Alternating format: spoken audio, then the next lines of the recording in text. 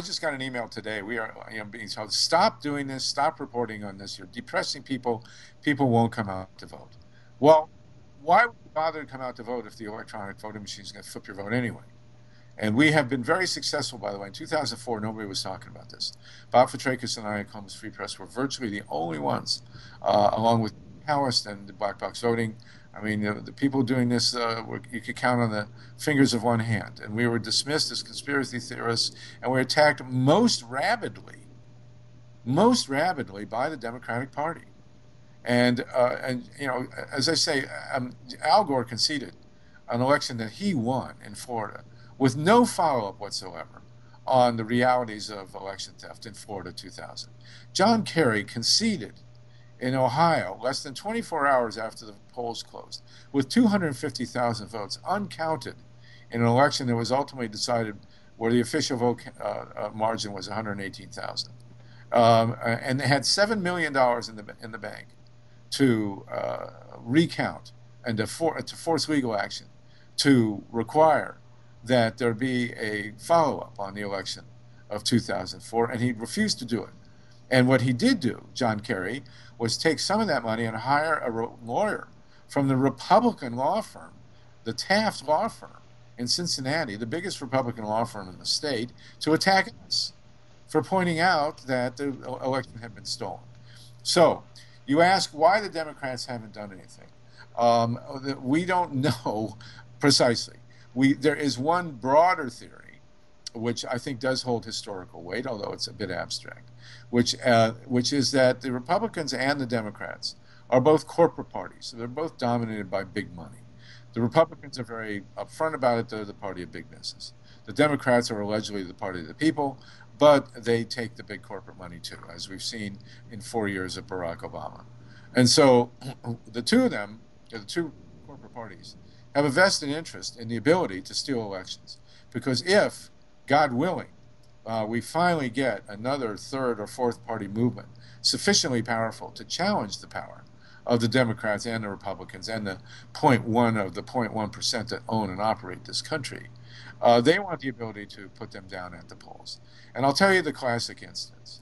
At the turn of the last century, you had two major third-party movements, the populist movement from the farming community and then the socialist movement from the working and union communities. The populist movement attempted in 1896 to elect William Jennings Bryan as President of the United States. I believe he actually won the election. But the Republicans were able to suppress the vote and to steal the ballots. This is before electronic voting machines, so paper not ballots aren't the be-all and end-all, and to put William McKinley in the White House. And then after that, the Socialist Party arose. Socialist Party was very, very powerful, and its leader, Eugene V. Debs, was the most popular public figure in the United States for 20 years. He ran for president for 5 times and never officially got more than 1 million votes. I don't think that's even vaguely credible. And the classic instance came in 1916. Eugene V. Debs, who was born and raised in Terre Haute, Indiana, was beloved by everybody who knew him, ran for Congress. And he and his wife and his brother and all his friends obviously voted in Terre Haute in 1916, and yet Eugene V. Debs' vote count for Congress in Terre Haute in 1916 was 0.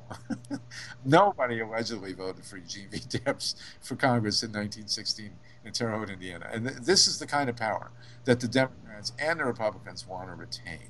Now, are the Democrats saying, well, we know that the Republicans are going to steal it and it's more important to us to retain this power? I don't go that far. But the reality is that these are corporate parties with an interest in the so-called stability of the system. And we have seen from Al Gore and John Kerry that they are unwilling to challenge the reality of a stolen election. And I will tell you flat that if this election is stolen by the Republicans from the Democrats, Barack Obama will say nothing.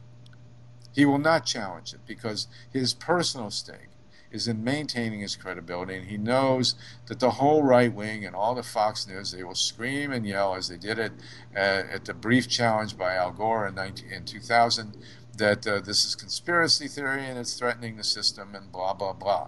And none of the Democrats have the courage or the conviction, the belief in grassroots democracy, I believe, to make this happen.